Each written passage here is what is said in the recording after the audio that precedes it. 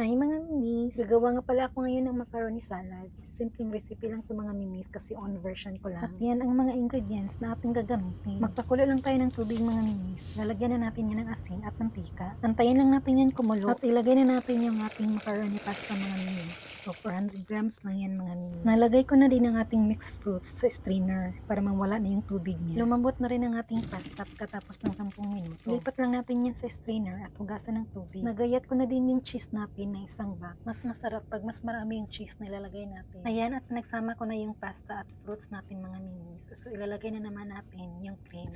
Enjoy nga pala yung ginamit ko dito. Sunod ko naman nilagay ay yung mayonnaise. So balik kalahati lang nun yung nilagay ko. Simpleng recipe lang to mga mimis. Hindi ko na nilagyan ng pasas kasi di ko gusto yung lasa. Hinalo ko muna pagkatapos ko ilagay yung mayonnaise. At nilagay ko na din yung cheese.